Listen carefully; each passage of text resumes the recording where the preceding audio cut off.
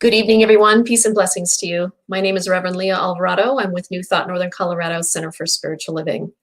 Welcome to the season for nonviolence. Every day we come together for a total of 64 days to practice a new principle of peace and nonviolence based on the work of Mahatma Gandhi and Martin Luther King. So glad that you're with me today. Today is day 60, and our topic is being open to criticism. Gandhi said, "Try as we may, we are never able to know ourselves fully as we are. This we can do only if we are not angry with our critics, but will take in good heart whatever they might have to say." It's been said that perfection lies at the crossroads of all our gifts and all our defects. In knowing our defects, we open ourselves to the possibility of seeing how they serve us and learning how to use them positively as the gifts they truly are. This is how we climb toward nonviolence.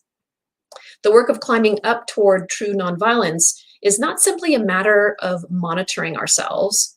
It's also about being aware of how others see us. We can only become wholly good when we can tell the truth about ourselves. What others know about us, but we don't recognize in ourselves, is as important as what we know about ourselves, but hide from others. When the truth about all of who we are is known, we have truly come to the crossroads of perfection. Being open to criticism, evaluating it honestly, accepting what is true with a good heart, while letting go of what is not true without judgment. In this way, we can arrive at the crossroads. Nonviolence toward ourselves means that we hear what we can, and where we are not yet ready to hear, we are loving and gentle toward ourselves. As we slowly take it in, not allowing the criticism to result in shaming and judging who we are. If we can set aside our ego and be open to criticism, we can use it as an opportunity to learn and expand our consciousness, which can be a wonderful gift. So our first question for today. Hi, Resin. Nice to see you here. Our first question today is this: what has been your experience of receiving criticism? And if you have comments, we'd love to see those in the chat. If you're so brave to post those, we've all received feedback at one time or another, sometimes constructive, sometimes not. Criticism is hard. It's hard to receive what is often perceived as negative feedback about something we've done or something we're doing, something we're not doing, something we could do better. We're all pretty hard on ourselves. And so when you receive that, when you've received that kind of feedback in your life, maybe it came from a boss, maybe it came from a partner, what has been your experience of that? How did you receive it? Did you receive it well? Or did you get defensive? Were you able to stay in the conversation and remain or come from a higher place or not? Sometimes we can come from that higher place and we can receive it. And other times we just can't. I think that's true for all of us, including myself. And the next question, next time you receive criticism or feedback that is hard to hear, what can you do to receive it with an open heart? What's something that we can do in those moments when we're receiving that kind of feedback to remain open, for our heart to remain open? How do we do that? Maybe we need to slow down, take a breath, pause, and recognize what is underneath that criticism. Now, it depends on how it's delivered. Some people deliver criticism in a pretty harsh way, and that's hard for any of us to hear. Others deliver it more as feedback, more as an opportunity for growth, not so much as an opportunity to poke at us and make us feel badly about who we are. But is it possible to remain open and to receive criticism, receive feedback with an open heart. How do we do that? How do we do that? If you've ever done that, I would love to see the comments. Yeah, I'm my own worst critic. I usually can receive it from a higher place. Yeah, thanks, Dennis. I think that that is a very true statement for all of us. We are our own worst critic. And we can even go back to the person and have a conversation to try to understand their feedback. And even if they say, oh, that's not what I meant, I didn't intend it to come across this way, here's what I was intending. And I really think you're great, and this is the only feedback I want to give. And it can be even a small thing, and yet we can beat ourselves up 9 ways to Sunday, right? It's a hard thing. We are harsh on ourselves, and we can shame and judge ourselves so badly. And so in those moments, imagining yourself being in a moment of receiving that feedback. What is something that you can do? What is something that all of us can do to hear it and not get defensive? What is some action that we can take in that moment so that we are not responding from a defensive place, so that we don't walk away from that encounter and go home and then spend the next 3 hours beating ourselves up for it? How do we do that? How do we stop that cycle? How do we stop the self-critic from coming in?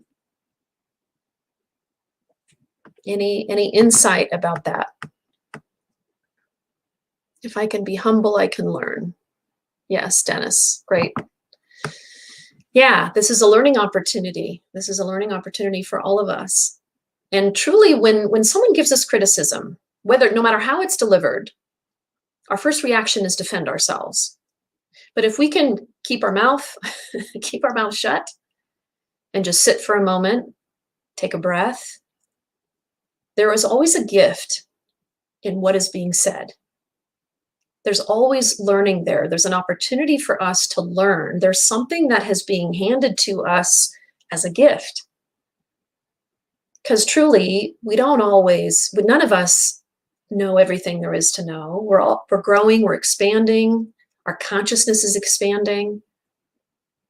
And if we can receive it with that, through that kind of lens, that this is an opportunity for our growth and our learning, then it's a whole different experience.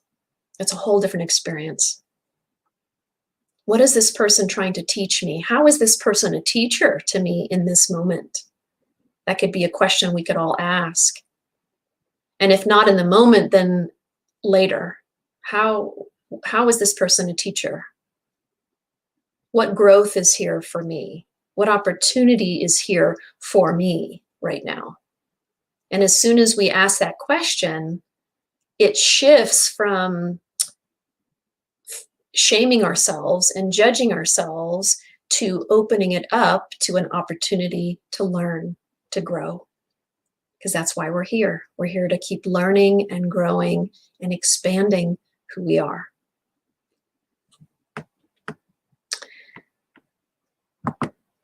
Let's say our affirmative practice today.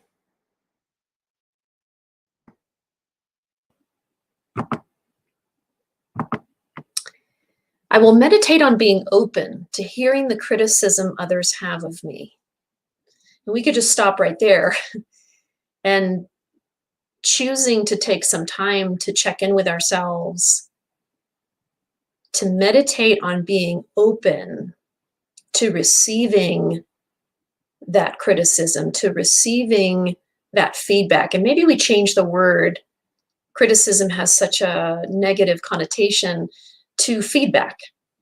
I'm open to hearing the feedback that someone has for me, knowing it's for my highest and best good, knowing it's for my growth, knowing it's for my expansion as a soul. Today, I will do everything I can to hear from a higher place how others see me. I release ego and accept the truth, rejecting what is not truth. Now, someone may give us harsh feedback, and really it's their opinion. We have to discern for ourselves what is our truth. They may be saying something that is being influenced by who knows what, all kinds of things. Does it mean it's the truth about who we are? No. So we need to discern that for ourselves, rejecting what is not truth. Where I cannot accept the criticism, I will examine what part within me is unwilling to accept it.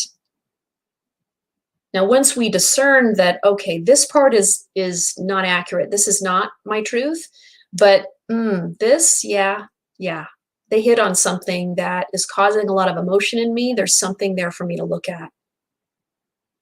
And it just means that that's a part of ourselves that needs a little more love, that needs a little more compassion.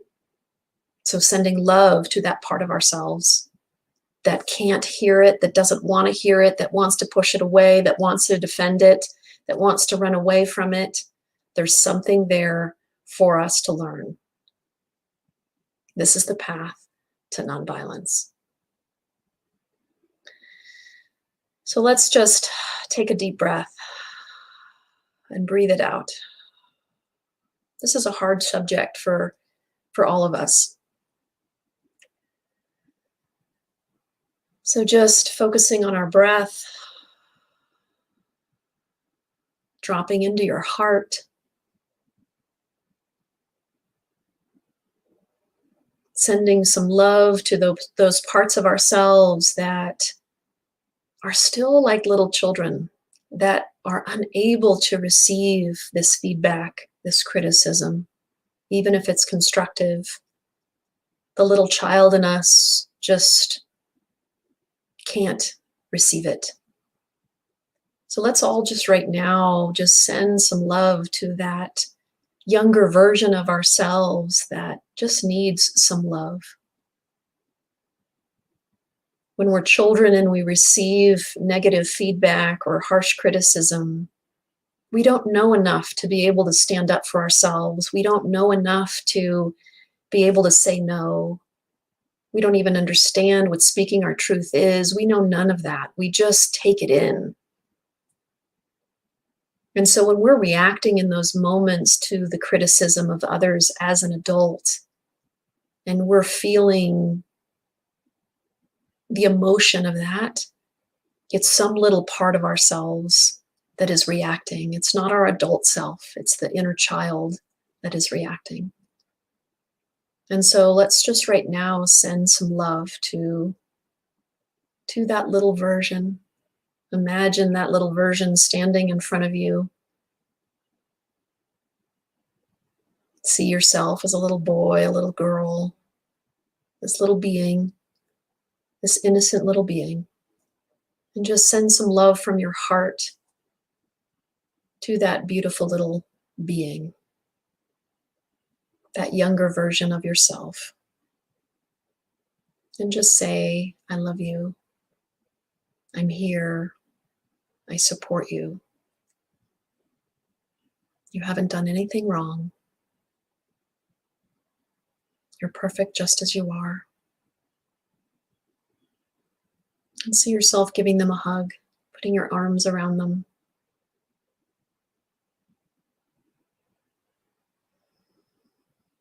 And then taking a deep breath. And sending them off to play. Because that's all the inner child wants to do, is just play. And so let's just take a few moments in silence as we contemplate all of this.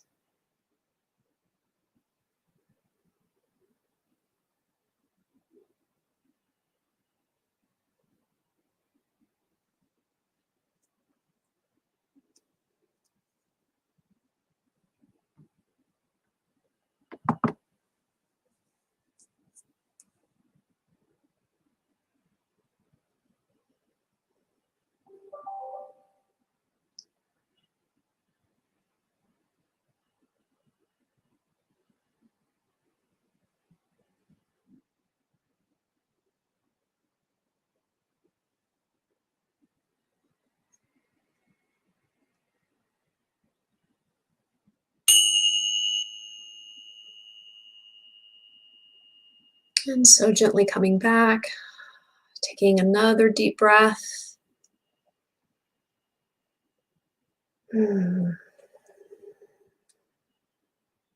Thank you all for being here. Tomorrow is day 61, and we're going to be talking about our soul. We're going to be talking about the secret of my soul. I look forward to being with all of you again tomorrow. I wish you a blessed evening, and may the rest of your night flow with ease and with grace, with thoughts of all that we talked about today, blessing you and expanding your heart, surrounding you in love. Have a beautiful evening. Namaste.